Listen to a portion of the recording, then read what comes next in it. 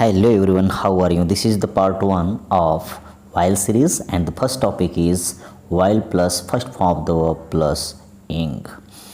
Okay, while plus first form of the verb plus इंग अगर कहीं आपको ऐसे डायरेक्ट मिल जाए, ध्यान दीजिएगा, इस स्ट्रक्चर को गौर से देख लीजिए, बड़ा ही इम्पोर्टेंट स्ट्रक्चर है। कहीं पर while plus first form of the verb यानी क्रिया की पहली अवस्था में ing लगा हुआ मिल जाए तो वह एडवर्ब फ्रेज होता है। ठीक, एडवर्ब फ्रेज, और यह बताता है टाइम को। ओके, और हिंदी में आता है, किसी हिंदी क्रिया को अगर दो बार ऐसे बोलेंगे, जाते जाते, दौड़ते दौड़ते, खाते खाते, पढ़ते पढ़ते, सोते सोते, नहाते नहाते, ठीक है, काटते काटते, इस प्रकार से अगर कहीं आपको हिंदी में मिल जाए तो उसका ट्रांसलेशन जब हम करेंगे तो ट्रांसलेशन कुछ इस प्रकार से होगा। अब ध्यान से देखिएगा, अब वह पढ़ते पढ़ते सो गया, एग्जाम्पल देखिए, वह पढ़ते पढ़ते सो गया, तो यहाँ पे जो पढ़ते पढ़ते है इसका मतलब है वह उस समय सो गया जब वह पढ़ रहा था, या वह सो गया पढ़ने के दौरान, यानी ये काम तो वो जारी कर रहा था। ध्यान दीजिएगा, पढ़ते पढ़ते का मतलब ये काम पहले से ही उसका चल रहा था, उसी दौरान वह सो गया।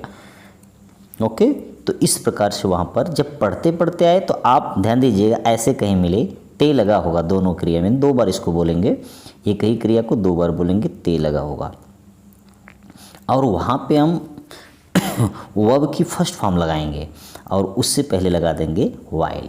अब टेंस आपका कोई न कोई टेंस होगा या किसी मॉडल ऑक्सिलरी का यूज़ होगा सेंटेंस में, वो तो होता रहेगा, लेकिन देख लीजिए, वह सो गया, इसको अभी छोड़ देते हैं, वह सो गया तो he slept, past indefinite tense ये आप भी जानते हैं, वह सो गया, ही स्लेप्ट, फुल स्टॉप, लेकिन यहाँ पर लिख दिया पढ़ते पढ़ते तो ही स्लेप्ट वाइल रीडिंग।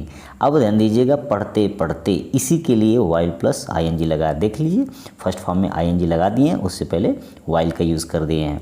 तो ऐसे शब्द अगर कहीं मिले हिंदी में या इंग्लिश में ही आपको बोलना पड़े ऐसे सेंटेंसेस को, तो आप इस प्रकार से बोलेंगे। नेक्स्ट है, अंकिता चलते चलते फिसल गई। अंकिता स्लीप्ड वाइल वॉकिंग, चलते चलते मतलब वाइल वॉकिंग। वह खेलते खेलते थक जाता है, he gets tired while playing.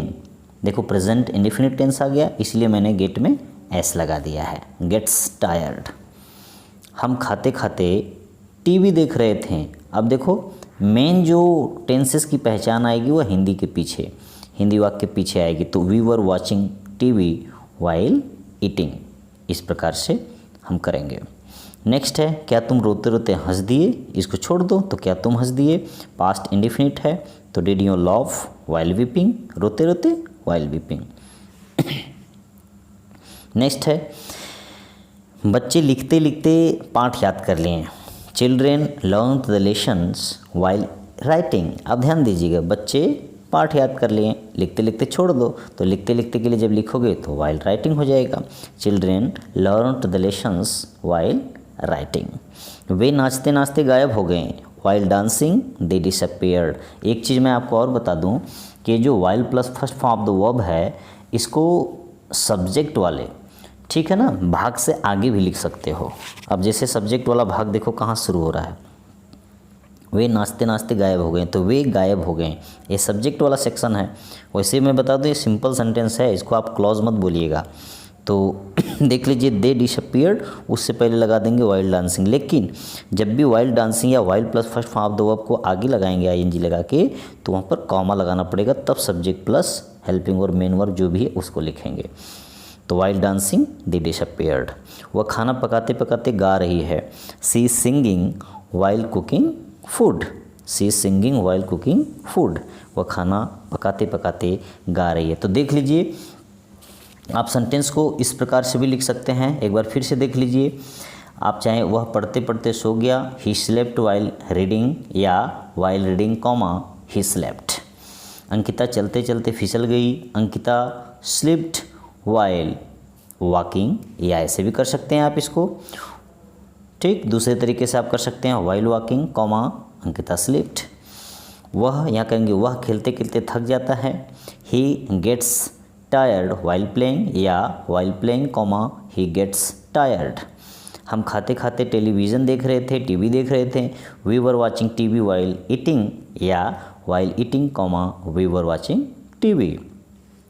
Next है, क्या तुम रोते रोते हंस दिए? Did you laugh while weeping? तो while weeping did you laugh question mark जरूर लगेगा, लेकिन यही सही है क्योंकि ये एसनो टाइप वाला सेंटेंस है, ऐसे ही लिखें। बच्चे लिखते लिखते पाठ याद कर लिए। Children learn the lesson while writing, तो while writing comma children learn the lessons. Okay.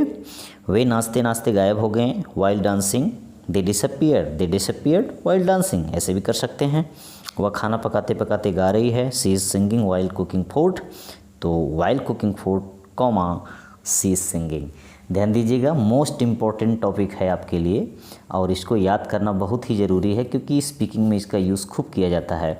ऐसे सेंटेंसेस अगर आपको मिल जाएं तो आप समझ लेना कि वहाँ पर while plus first form of the verb में आईएनजी लगा के हमें लिखना है। इसको ध्यान दीजिएगा, ये जितने भी सेंटेंस आप देख रहे हैं सब सेंटेंसेस सिंपल सेंटेंसेस हैं, ओके, क्योंकि एक सब्जेक्ट एक फाइनाइट वर्ब है। अगर आपको लग रहा हो कि सर ये जो रीडिंग है ये भी वर्ब है, तो वर्ब है, मैं मानता हूँ 100% वर्ब है, लेकिन न इसका कोई सब्जेक्ट है, न कोई इसकी हेल्पिंग वर्ब अलग से लगा, न ही वाइल प्लस रीडिंग को देख करके आप टेंस बता सकते हैं। इसलिए नॉन फाइनाइट वर्ब के रूप में आई हुई है और आप इसको डबल क्लॉज नहीं बोल सकते, यह केवल सिंपल सेंटेंस है। One subject one finite verb, वो होता है simple sentence, okay. While reading एक क्लॉज नहीं है, यह एक फ्रेज है, आप इसको फ्रेज बोलना। क्यों? क्योंकि फ्रेज देखिए टाइम को डिनोट कर रहा है। जब क्लॉज होता है तो उसमें एक सब्जेक्ट और एक हेल्पिंग यानी फाइनाइट वर्ब जरूर आती है, तो इसमें न सब्जेक्ट है न फाइनाइट वर्ब है, यहाँ सब्जेक्ट भी नहीं है, ये नॉन फाइनाइट वर्ब है, इसलिए सिंपल सेंटेंस है। तो ऐसे सेंटेंसेस को आप भी घर पर बैठ करके एक्सरसाइज के रूप में लिखें और उसको सॉल्व करने का प्रयास करें, ओके।